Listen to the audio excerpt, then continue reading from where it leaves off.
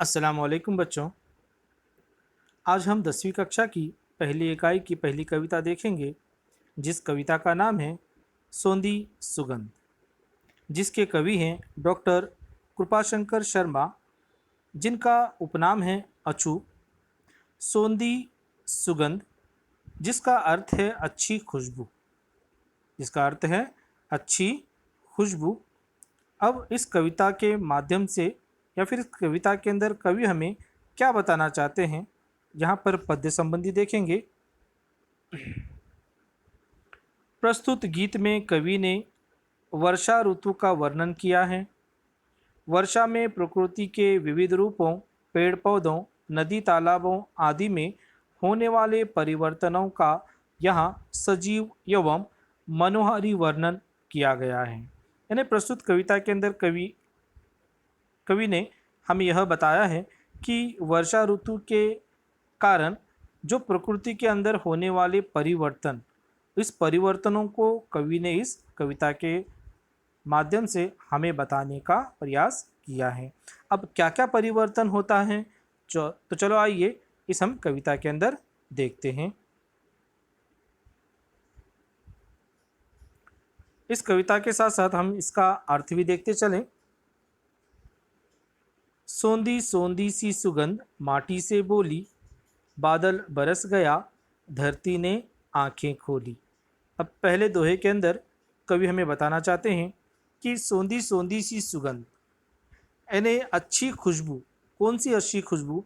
कि आपने भी कभी देखा होगा, जब वर्षा जब पहली बारिश होती है तो पहली बारिश की बूंदें जब ज़मीन पर गिरते हैं तो ज़मीन से एक मिट्टी की एक अलग सी क्या है खुशबू आती है, जो खुशबू हर एक के मन को मोह लेती है। अब उसी खुशबू के बारे में यहाँ पर कवि हमें बता रहे हैं कि सोंधी सोंधी सी सुगंध माटी से बोली, यानी वही खुशबू जो मिट्टी की खुशबू है वो मिट्टी से बोल रही है। क्या बोल रही है?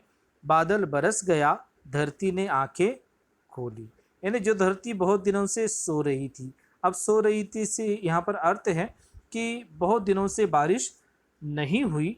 अब ये अचानक क्या है, बारिश होने के बाद मानो धरती ने अपनी आँख अचानक खोल दी है। यानी ये माटी, यानी खुशबू ये माटी को बता रही है कि बादल अब बरस गए हैं, जिससे क्या है धरती पर चारों तरफ अभी क्या होने वाली है, हरियाली होने वाली है। चारों ओर हुई हरियाली कहे मयूरा, सदियों का जो सपना है हो जाए पूरा। एक यहाँ पर नहीं अकेला होगी टोली, सोंधी सोंधी सी सुगंध माटी से बोली। अब मयूरा, मयूरा का अर्थ है यहाँ पर मोर, और एक शब्द आया यहाँ पर टोली, टोली का अर्थ यहाँ पर झुंड।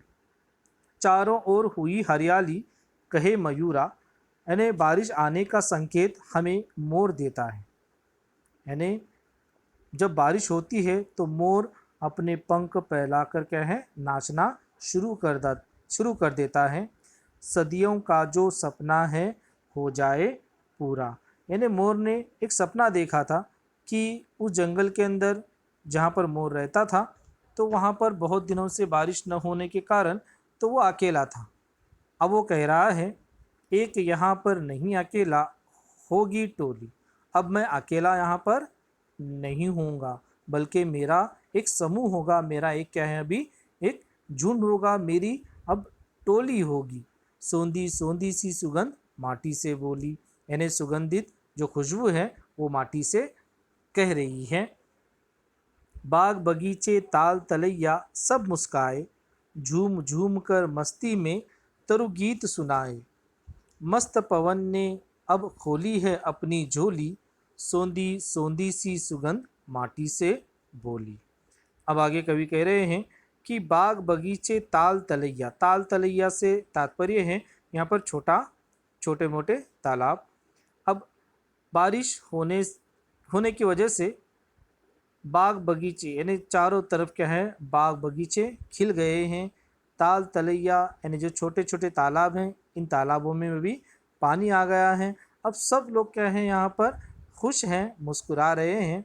झूम झूम कर मस्ती में तरु गीत सुनाए। तरु यानी पेड़ यानी दरख्त। अब पेड़ भी क्या है, खुशी के अंदर झूम रहे हैं।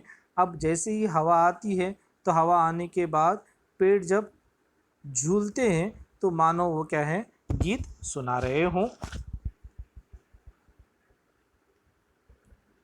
मस्त पवन ने अब खोली है अपनी झोली, सोंधी सोंधी सी सुगंध माटी से बोली। पवन, पवन से तात्पर्य है यहाँ पर हवा, यानी हवा। यहाँ पर कवि कह रहे हैं कि लगता है हवा मस्ती में आकर क्या है, अपना दिल खोल कर बह रही है। यानी वो भी क्या है, खुश है, यानी सबको देखकर। सोंधी सोंधी सी सुगंध माटी से बोली, यानी जो सुगंध है वो माटी से कह रही है कि सभी लोग क्या हैं, खुश हैं। सागर का जो था मंसूबा सफल हो गया, खुशियों की दुनिया में आकर स्वयं खो गया। धरती ने श्रृंगार किया फिर माथे रोली, सोंधी सोंधी सी सुगंध माटी से बोली। अब आगे कवि कह रहे हैं कि सागर यानी समुद्र, मंसूबा यानी इरादा। सागर का था जो मंसूबा सफल हो गया। अब सागर का कुछ इरादा था। अब वो क्या इरादा था कि धरती के ऊपर सब क्या है, खुश हो जाएं, धरती पर चारों तरफ हरियाली छा जाए। ये क्या है, इसका एक मंसूबा था, इरादा था। खुशियों की दुनिया में आकर स्वयं खो गया। अब जैसे ही वर्षा हुई, जैसे ही बारिश हुई, तो वो इतना खुश हुआ, इतना खुश हुआ, वो अपने आप को भूल गया कि मेरे अंदर भी क्या है, पानी है, ये वो भूल गया। धरती ने श्रृंगार किया फिर माथे रोली। अब जैसे ही बारिश हुई तो चारों तरफ क्या है, हरियाली छा गई। अब हरियाली छा गई और रंग बिरंगे क्या हैं, फूल उसके ऊपर खिल गए। तो मानो यहाँ पर कवि कह रहे हैं कि धरती ने श्रृंगार किया, यानी धरती क्या है, अब सज धज गई है। और फिर माथे रोली। अब माथे रोली, रोली से अर्थ यहाँ पर हल्दी चूने का बना हुआ चूर्ण, जो हिंदुओं के अंदर तिलक के तौर पर लगाया जाता है। कवि कह रहे हैं कि चारों तरफ हरियाली है और उसके ऊपर रंग बिरंगे जो फूल आए हैं, तो मानो उसने क्या है, उनके धरती के माथे पर तिलक लगाया हो। सोंधी सोंधी सी सुगंध माटी से बोली, यानी सुगंधित जो खुशबू है वो माटी से कह रही है। पावस का मधुमास आस विश्वास बढ़ाता, नतमस्तक होकर अचूक पद्म पुष्प चढ़ाता। सदा सदा से चलती आई हंसी ठिठोली, सोंधी सोंधी सी सुगंध माटी से बोली। अब आखिरी दोहे के अंदर कवि कह रहे हैं कि पावस, पावस यानी बरसात का मधुमास, मधुमास का अर्थ है मास यानी महीना, यानी वसंत का महीना, वसंत ऋतु जिसको कहते हैं। आश विश्वास बढ़ाता, यानी बारिश आने से पहले वर्षा काल में समुद्र की ओर से आने वाली जो हवाएं हैं, ये एक विश्वास बढ़ाते हैं कि अभी क्या होगी, वर्षा होगी। नतमस्तक होकर अचूक पद पुष्प चढ़ाता, अचूक यानी निश्चित, और नतमस्तक यहाँ पर कह रहे हैं कि जिसका सिर झुका हुआ हो। पद यानी पैर, पुष्प फूल, चढ़ाता अर्पित करना।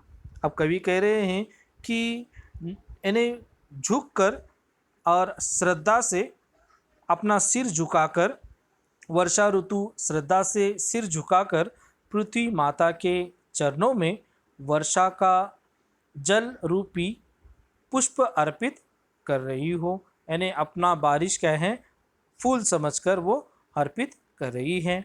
सदा सदा से चलती आई हंसी ठिठोली। अब यह युगों युगों से, यानी सदियों से इसी तरह से क्या है, हंसी खुशी चलती आई है।